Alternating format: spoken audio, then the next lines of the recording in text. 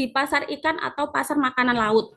Thailand merupakan negara kedua yang terpapar coronavirus pada tanggal 15 Januari 2020 dan terdapat 3.135 kasus dan 58 kematian sejak Januari hingga Juni 2020.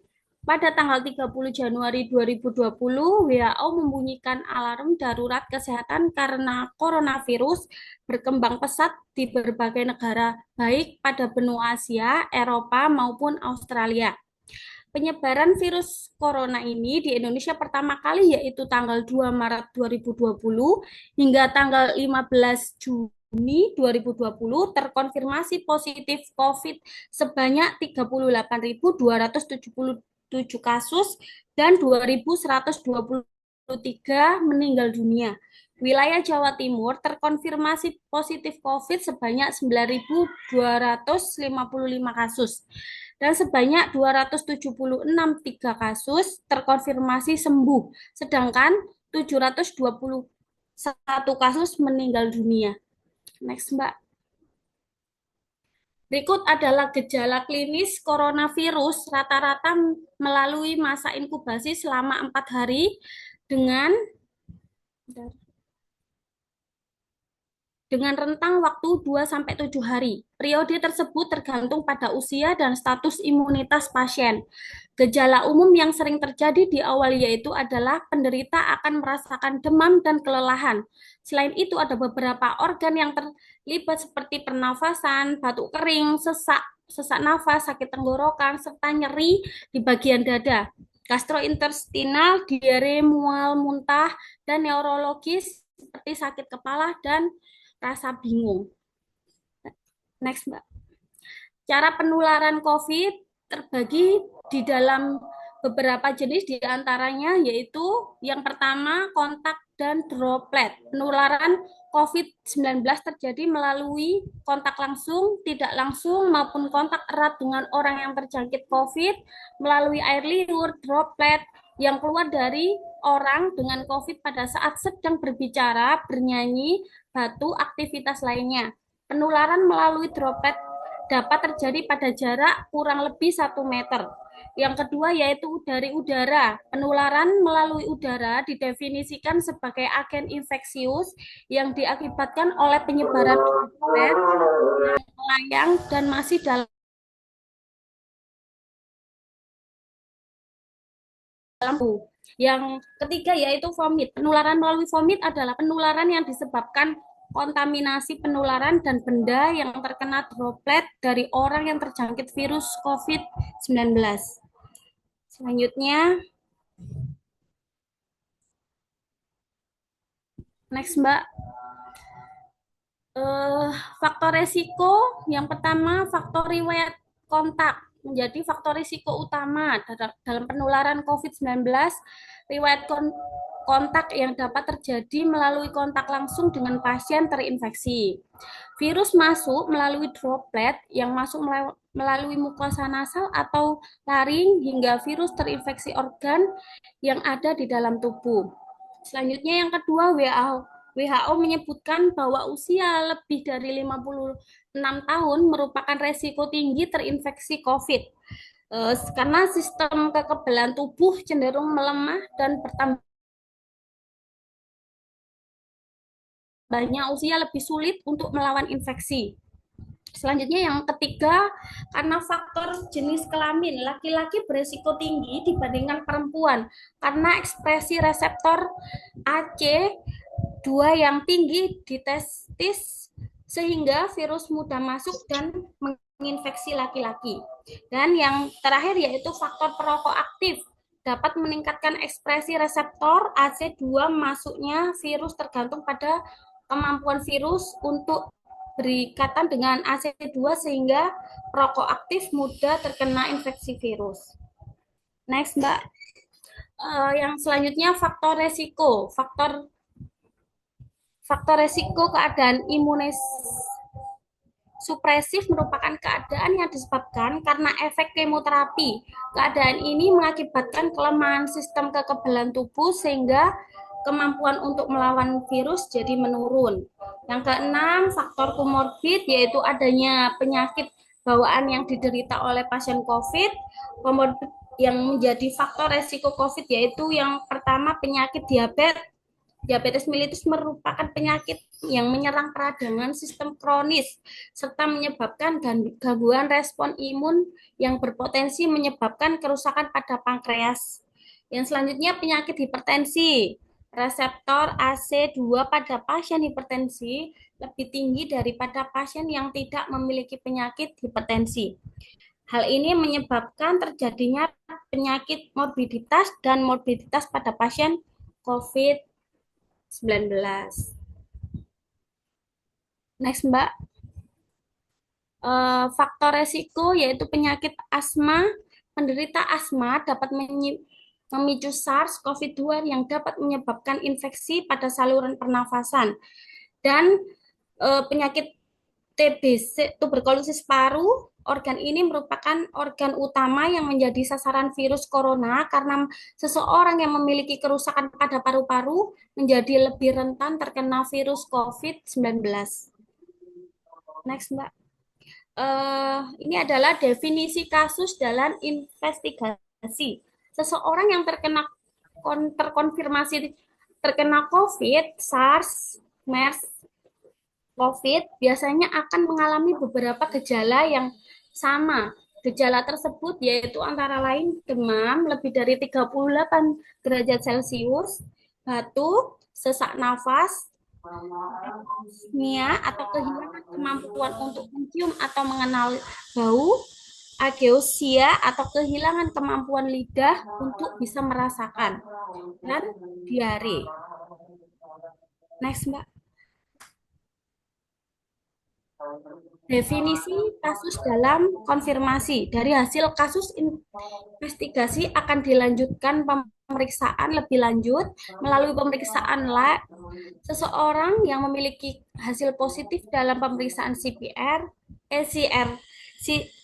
PCR, maka dinyatakan terkonfirmasi virus COVID, sehingga dapat dinyatakan orang tersebut COVID positif menderita COVID. Begitu pula sebaliknya. Apabila seseorang tersebut memiliki hasil pemeriksaan PCR negatif, maka dapat dinyatakan bahwa orang tersebut terkena virus COVID-19. Next, Mbak. Definisi kasus dalam probable. Setiap kasus yang terkonfirmasi maka dapat dipastikan telah melewati pemeriksaan lab terlebih lanjut pada layanan kesehatan atau di rumah sakit. Kasus yang dinyatakan terkonfirmasi positif yaitu orang dengan hasil pemeriksaan CPR positif dan memenuhi kriteria kasus suspek atau pernah kontak erat dengan orang lain yang sudah terkena virus tersebut. Next. Ini adalah definisi orang dalam pengawasan. Terminologi orang dalam pemantauan itu adalah semua orang yang masuk di Indonesia, ke Indonesia, baik WNI atau WNA yang berasal dari negara yang sudah diyakini terjadi penularan ya seperti Benang bodoh mandi.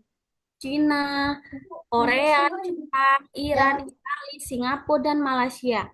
Oleh karena itu, setiap orang datang dari negara tersebut akan dilakukan pemantauan lebih lanjut untuk mengantisipasi apabila orang dalam pemantauan tersebut akan melakukan pemantauan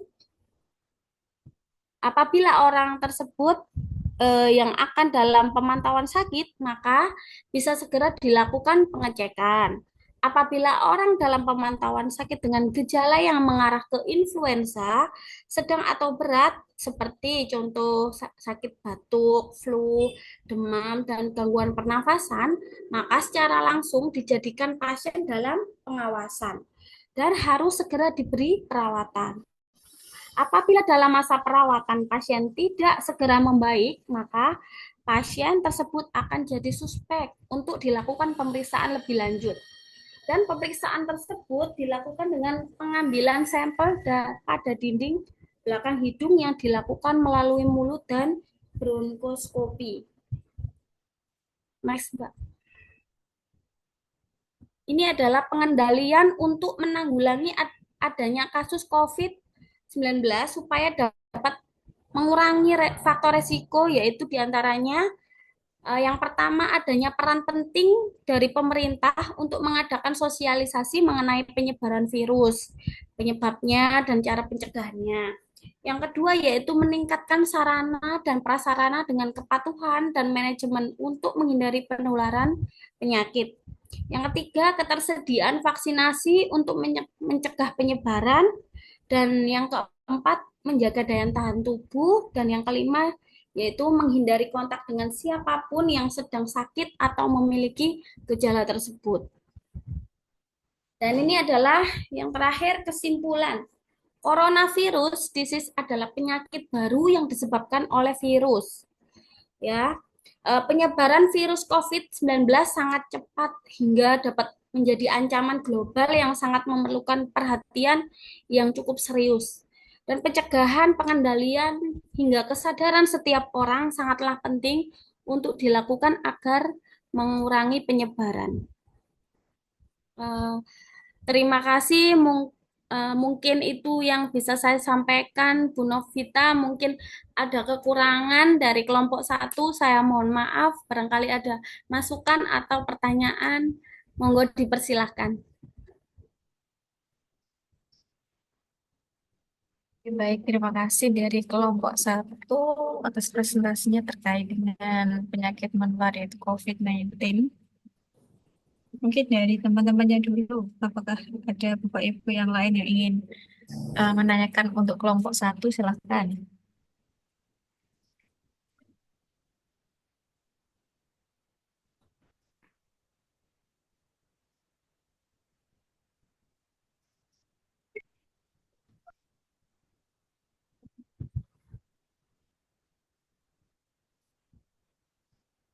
Betul, nak, Kak, kalau pertanyaan. Iya, Bu. Alhamdulillah. Iya. Monggo dari Bapak Ibu yang lain, kalau ada yang mau ditanyakan. Kalau untuk terkait mungkin materi COVID, karena semuanya juga sudah pernah mengalami dan semuanya juga mungkin berpengalaman, Bapak Ibu sendiri juga tenaga kesehatan, mungkin bisa sharing aja pengalaman waktu COVID dulu. Mungkin yang di bagian pelayanan di puskesmas atau di dinas kesehatan yang mempunyai pengalaman lebih, bisa mungkin untuk di-sharingkan kepada teman-teman yang lain.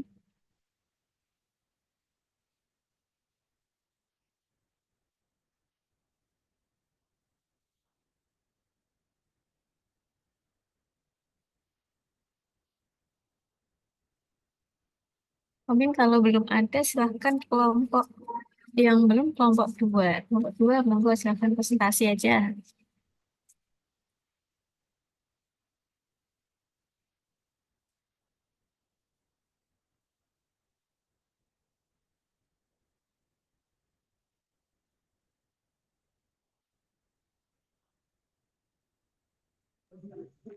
Baik, Bu. Kami dari kelompok 2 akan memaparkan tentang neglected disease filariasis. Anggota kelompok kami ada Anissa Nilam, Alisatul, Rofiah, Sakinah, dan Salsananda. Next.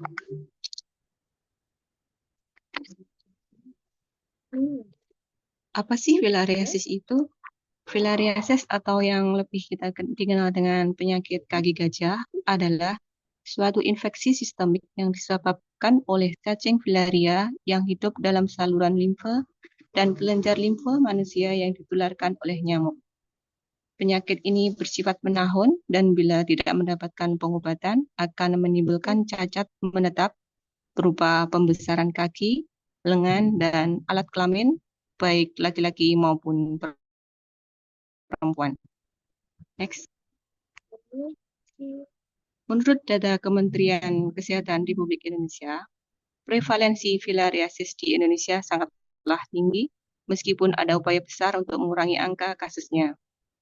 Sebagian besar kasus ditemukan pada populasi yang tinggal di daerah-daerah endemik yang seringkali tidak mendapatkan akses ke layanan kesehatan ataupun pengobatan yang tepat. Penyebaran filariasis di Indonesia juga dipengaruhi oleh faktor-faktor berikut ini. Yang pertama, penyebaran nyamuk vektor, yaitu wilayah yang memiliki banyak tempat berkembang biak nyamuk, seperti area pertanian, perikanan, atau pemukiman dengan sanitasi buruk, cenderung memiliki angka infeksi yang lebih tinggi. Yang kedua, perpindahan populasi, di mana pindahnya orang dari daerah endemik ke daerah non-endemik atau sebaliknya, yang dapat mempercepat penyebaran penyakit. Next.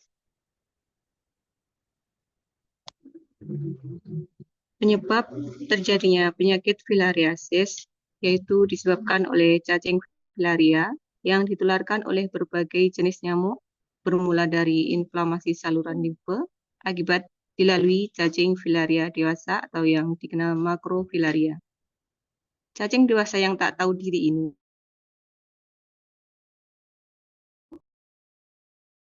limfe sehingga menyebabkan dilatasi limfe pada tempat-tempat yang dilaluinya. Dilatasi ini mengakibatkan banyak cairan plasma yang terisi dari pembuluh darah yang menyebabkan penebalan pembuluh darah di sekitarnya. Next. Gejala klinis penyakit filariasis diantaranya demam berulang selama 3-5 hari. Demam dapat hilang bila beristirahat dan muncul kembali setelah bekerja berat. Kemudian pembekakan kelenjar limfe yang tanpa ada luka di daerah lipatan paha, ketiak yang tampak kemerahan, panas, dan sakit.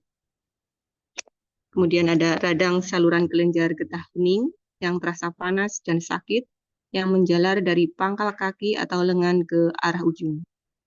Berikutnya pembesaran tungkai, lengan, buah dada, kantong buah zakar yang terlihat agak kemerahan dan terasa panas. Kemudian terjadi abses akibat pembekakan kelenjar getah bening yang dapat pecah dan mengeluarkan nanah serta darah. Gejala klinis yang kronis dari penyakit filariasis berupa pembesaran yang menetap pada tungkai, lengan, buah dada, dan buah zakar. Next.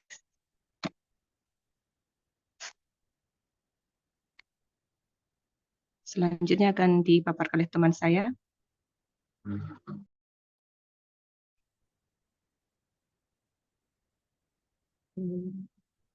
Assalamualaikum warahmatullahi wabarakatuh. Saya akan mencoba memaparkan tentang epidemiologi filariasis. Satu, agen penyakit. Filariasis disebabkan oleh infeksi cacing filaria yang ada dalam 3 jenis utama. Yang ini contohnya ada di gambar.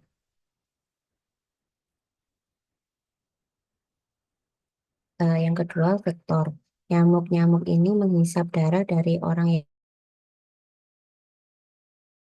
yang terinfeksi mikrofilaria dan kemudian menularkan mikrofilaria kepada individu sehat saat mereka menggigit. Adapun jenis nyamuknya yaitu dari genus Fulex, Anopheles, dan Aedes bertindak sebagai vektor utama.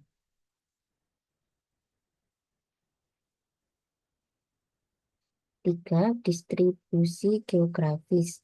Filariasis terutama ditemukan di daerah tropis dan subtropis, meskipun beberapa daerah juga memiliki kasus filariasis di wilayah subtropis atau bahkan temperate. Negara-negara yang memiliki prevalensi tinggi terhadap filariasis termasuk negara-negara di Afrika Sub-Sahara, negara-negara di Asia Tenggara, termasuk Indonesia, India, Filipina, dan Bangladesh, beberapa bagian Amerika Latin dan Karibia, beberapa bagian Pasifik Selatan, dan Kepulauan Pasifik. Filariasis juga lebih sering ditemukan di daerah dengan sanitasi yang buruk dan kondisi lingkungan yang mendukung kelangsungan hidup vektor nyamuk.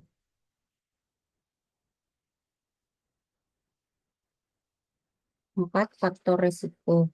Beberapa faktor yang meningkatkan risiko seseorang terkena filariasis termasuk penyebaran nyamuk vektor, lingkungan yang mendukung berkembang biaknya nyamuk seperti tempat-tempat air tergenang, kepadatan populasi, Area dengan kepadatan penduduk yang tinggi cenderung memiliki penyebaran penyakit yang lebih cepat.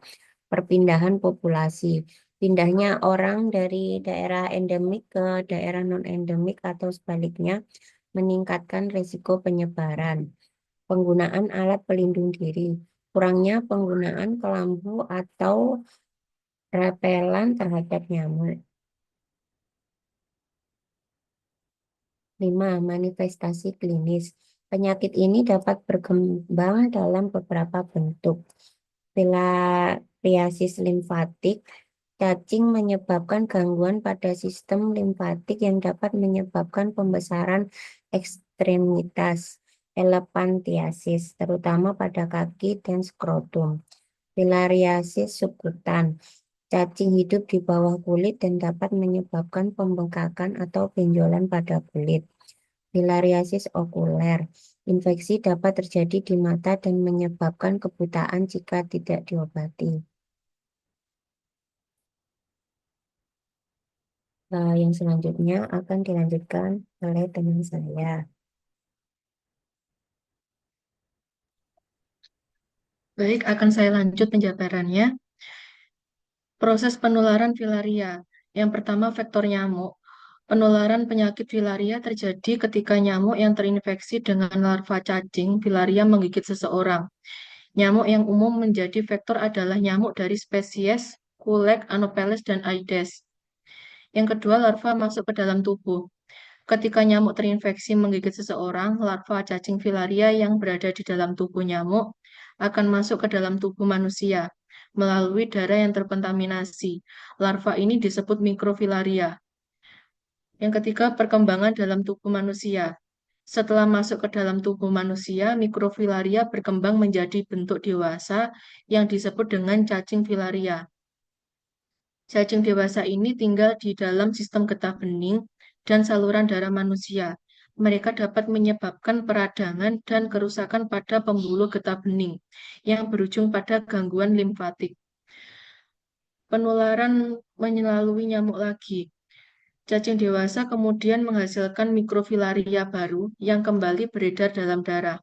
Ketika nyamuk menggigit orang yang terinfeksi, mereka dapat mengambil mikrofilaria ini dan menginfeksi nyamuk lainnya, yang kemudian menularkan ke orang lain.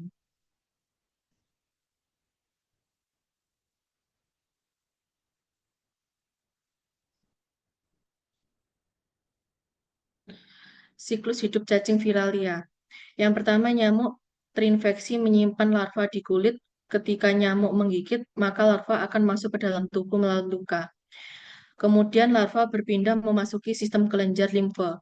Di sini larva cacing akan tumbuh berkembang biak dan membuat sarang. Sarang mereka menyebabkan penyumbatan yang menimbulkan gejala pembekakan dan demam. Yang ketiga, cacing dewasa. Cacing betina menghasilkan cacing mikroskopik yang disebut mikrofilaria yang berenang di aliran darah pada malam hari ketika nyamuk biasa menggigit. Ini adalah gambar dari cacing betina Wuchereria bancrofti yang menyebabkan penyumbatan dan pembekakan pada kaki. Yang keempat, nyamuk menggigit orang yang terinfeksi menghisap mikrofilaria bersama darah. Yang kelima, mikrofilaria tumbuh menjadi larva dalam waktu seminggu. Penyebaran penyakit filariasis.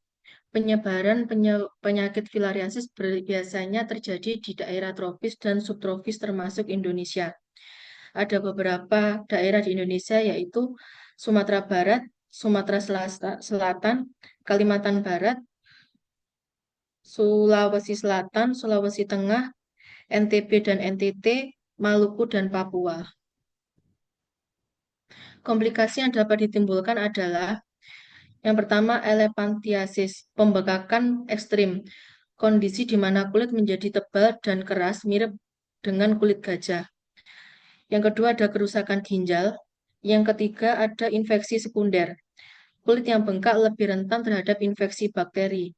Yang keempat ada limfodema, pembekakan kronis pada lengan atau kaki akibat penumpukan cairan limfa. Yang kelima ada hidrokel, penumpukan cairan di dalam skrotum pada pria. Selanjutnya ada cacat fisik, Pembengkakan parah dapat menyebabkan kesulitan dalam bergerak melakukan aktivitas sehari-hari. Yang terakhir ada gangguan psikologi, rasa malu dan depresi dapat muncul akibat perubahan fisik yang signifikan. Selanjutnya teman saya bisa dilanjut.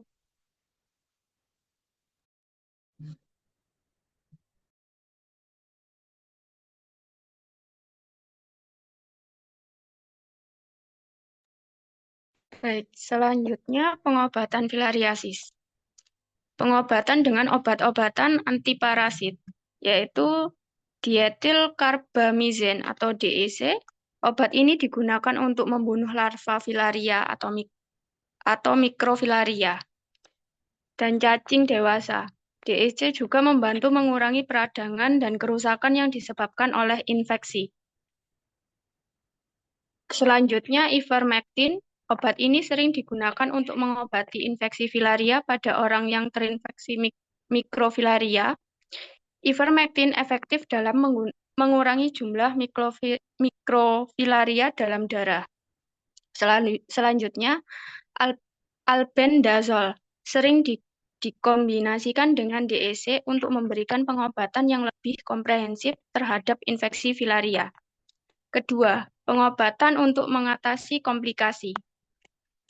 Manajemen pembengkakan, elephantiasis, yaitu pembengkakan ekstremitas seperti pada kaki atau skrotum, mungkin memerlukan perawatan medis jangka panjang. Ini dapat mencakup penggunaan pakaian kompresi untuk mengurangi pembengkakan dan perawatan luka untuk menghindari infeksi sekunder. Kemudian, drainase abses. Jika terdapat abses atau pembengkakan yang sangat terinfeksi, prosedur pembedahan atau drainase dapat dilakukan untuk mengurangi tekanan dan mencegah infeksi lebih lanjut.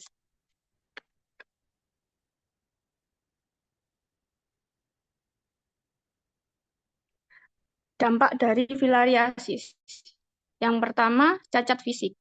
Pembesaran kaki dan bagian tubuh lainnya. Penderita mungkin mengalami nyeri dan pembengkakan yang berkepanjangan, mengakibatkan kesulitan dalam bergerak.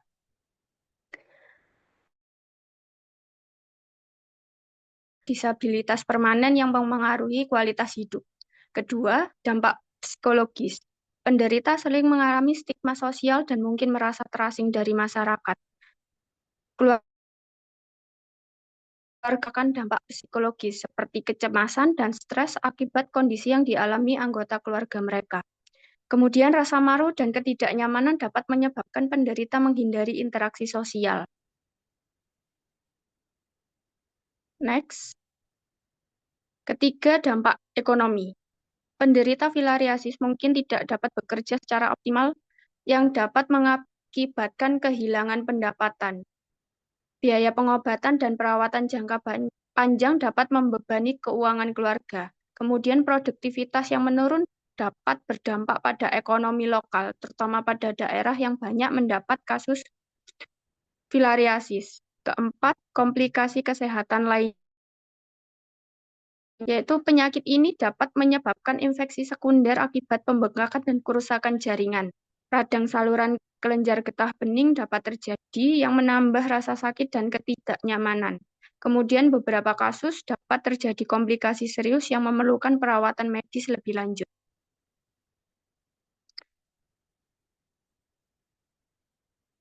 Pencegahan filariasis. 1. Menghindari gigitan nyamuk.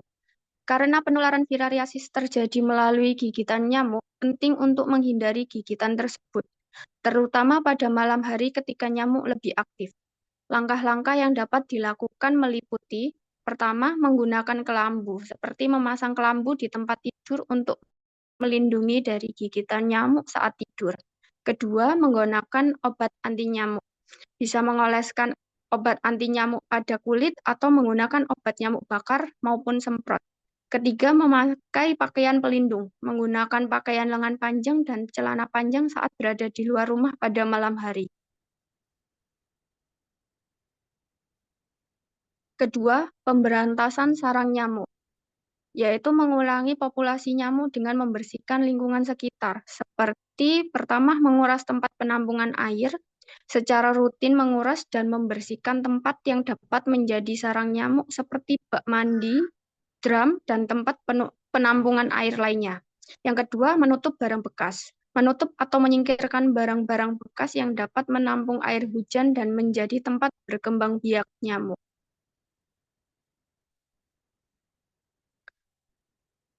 Yang ketiga, pemberian obat pencegahan massal atau POPM.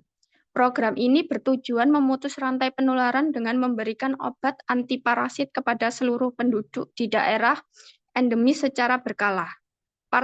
Partisipasi aktif masyarakat dalam program ini sangat penting untuk keberhasilannya. Yang keempat, edukasi dan peningkatan kesadaran masyarakat. Meningkatkan pengetahuan masyarakat tentang filariasis dan cara pencegahannya melalui penyuluhan dan distribusi materi edukatif. Seperti buku saku dapat mendorong perilaku pencegahan yang lebih baik.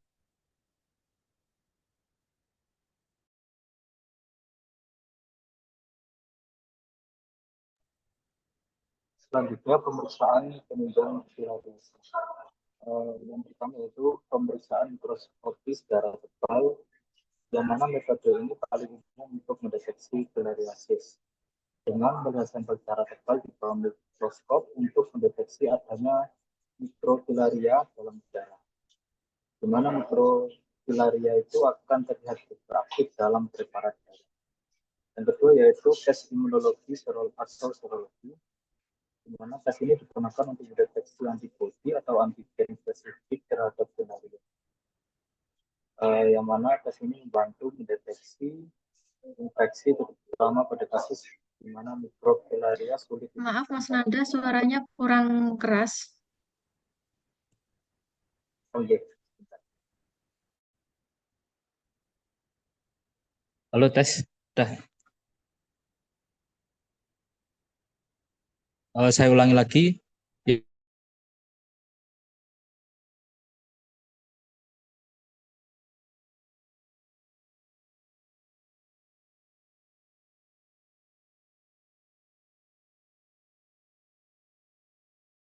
Mikrofilaria yang sulit ditemukan dalam darah atau dalam awal infeksi.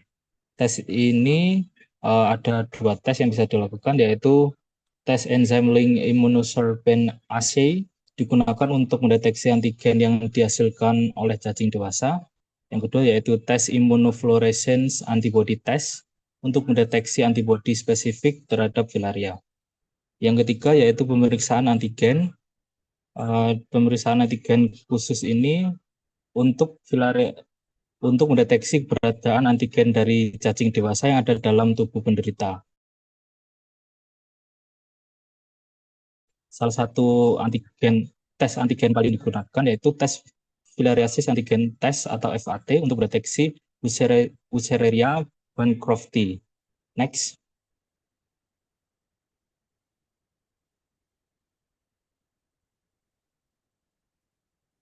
Yang keempat yaitu ultrasonografi digunakan untuk mendeteksi adanya mikrofilaria yang ada dalam kelenjar getah bening atau pembuluh darah besar. Pada beberapa infeksi filariasis dapat terlihat pembesaran kelenjar getah bening atau pembuluh darah. Lalu yang kelima, biopsi atau pemeriksaan jaringan. Pada kasus filariasis yang lebih parah, terutama dengan adanya pembengkakan atau pembesaran kelenjar getah bening, biopsi jaringan bisa dilakukan untuk mendapatkan spesimen yang lebih jelas tentang infeksi tersebut. Lalu yang keenam ada tes DNA. Beberapa metode molekular seperti PCR dapat digunakan untuk mendeteksi keberadaan DNA cacing filaria. Jadi tes ini lebih sensitif daripada pemeriksaan mikroskopis dan serologi. Next.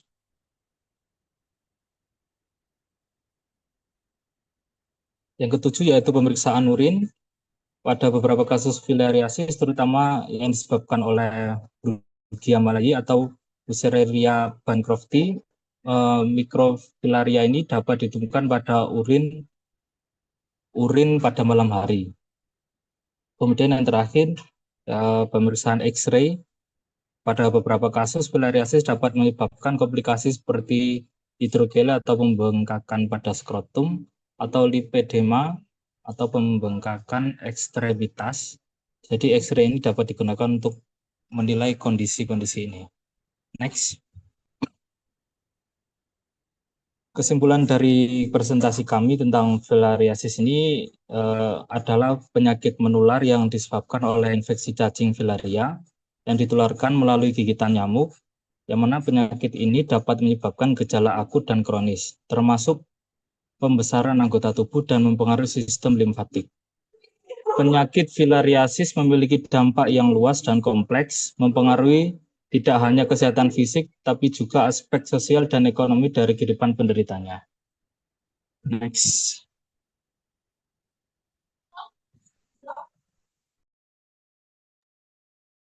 Baik, demikian presentasi dari kelompok 2. Mohon maaf atas kekurangannya. Terima kasih teman-teman dan Bu Novita atas perhatiannya. Sekian, wassalamualaikum warahmatullahi wabarakatuh. Waktu dan tempat saya. Waalaikumsalam warahmatullahi wabarakatuh. Terima kasih Pak Nanda. Sebelum saya, mungkin dari teman-temannya dulu, kalau mau ada yang ditanyakan atau ditambahkan, silahkan. Filariasis. Monggo. Dari Bapak Ibu yang lain.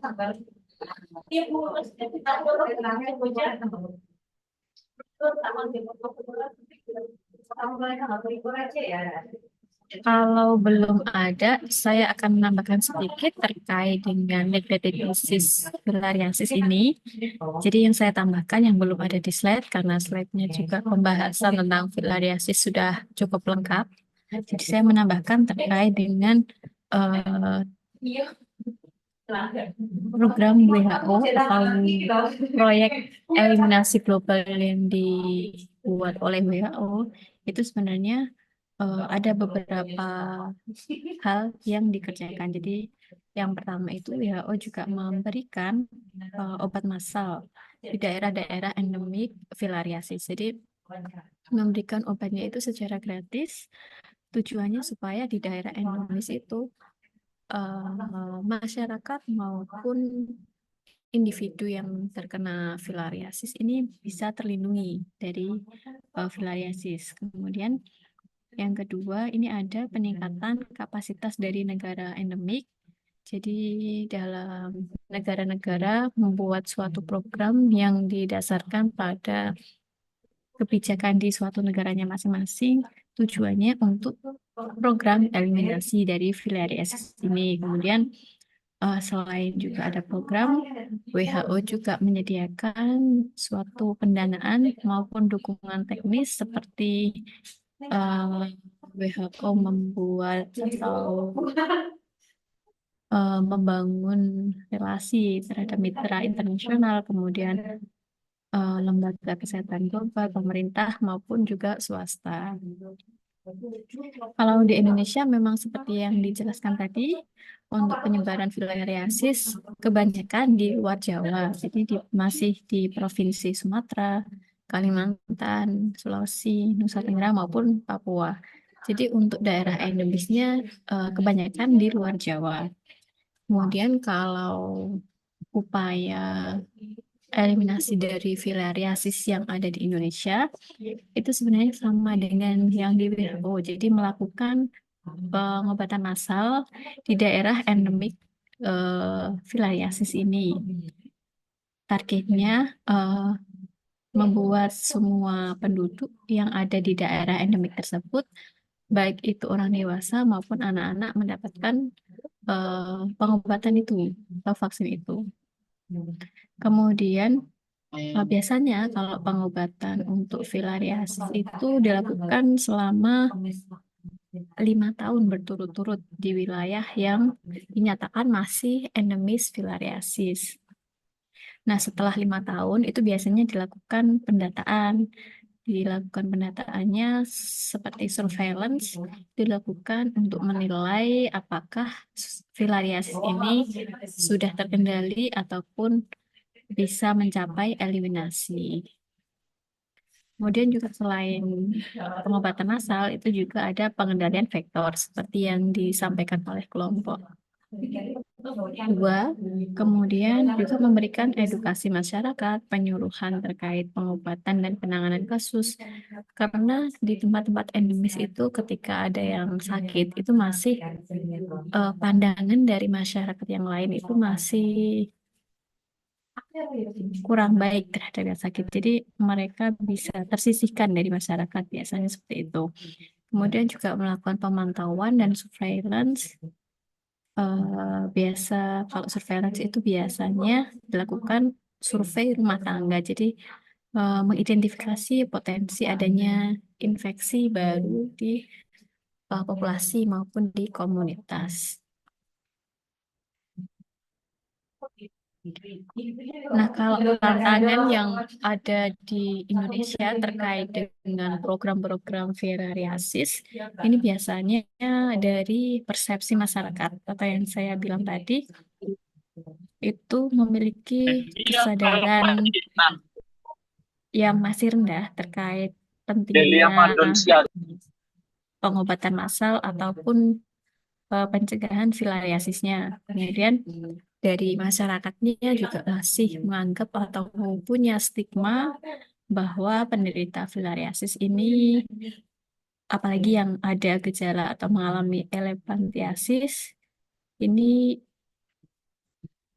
juga dapat menghambat dalam mencari pengobatan atau mengikuti program MJA. Karena juga di Indonesia ini adalah negara yang luas dengan keberagaman geografis, sosial, ekonomi maupun ekologis, ini yang membuat program-programnya juga harus disesuaikan di daerah masing-masing.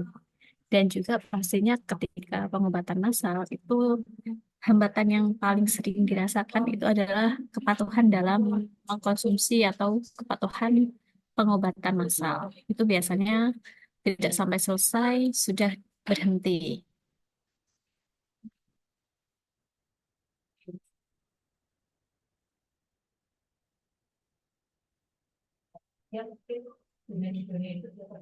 Mungkin yang saya tambahkan itu ada yang mau ditanyakan lagi dari teman-teman Bapak Ibu yang lain?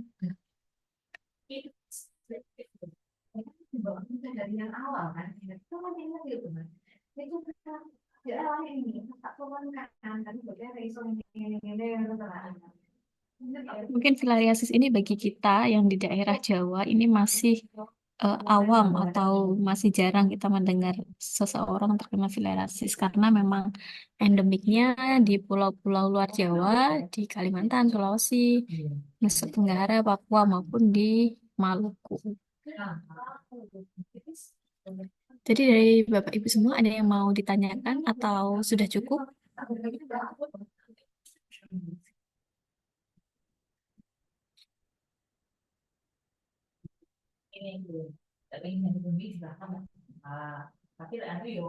Kalau sudah cukup, Bu.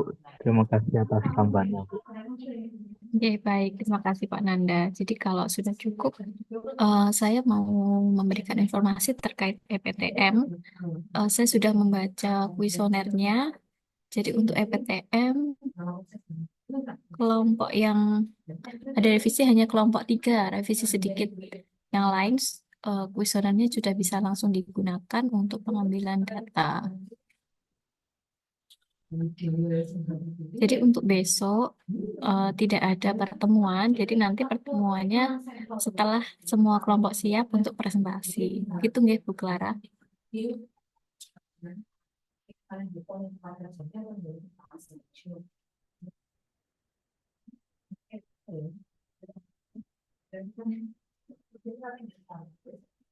Bagaimana Bapak Ibu? Ada yang mau ditanyakan terkait EPTM besok ataupun tugasnya?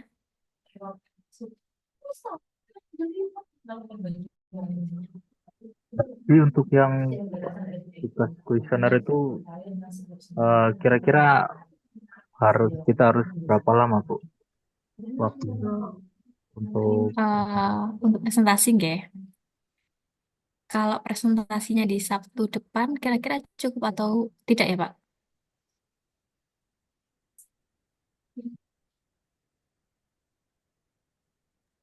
Sabtu saya depan. ngikut teman-teman aja, Bu. Kalau gitu. Gimana Pak Nanda? Saya ngikut teman-teman aja kalau gitu. Oh, nggih. Nanti Jadi kalau disepakati dulu. Sabtu depan itu tanggal 25.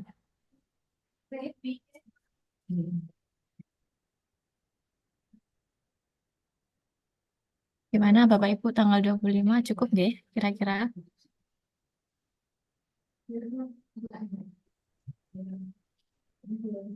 Nanti biar Bu Clara konfirmasi lagi ke saya nggak apa-apa. Baik, siap Bu. Ya, Iya Bu, terima kami diskusikan terlebih dahulu saja. Iya, Mbak Nadira, terima kasih. Baik, kalau sudah saya akhiri perkuliahan pada sore hari ini, nggih. Terima kasih atas partisipasi dan kehadirannya. Saya akhiri. Wassalamualaikum warahmatullahi wabarakatuh. Waalaikumsalam warahmatullahi wabarakatuh. Terima kasih Bu. Oke, sami-sami izin live dulu, nggih. Iya Nggih. Bu.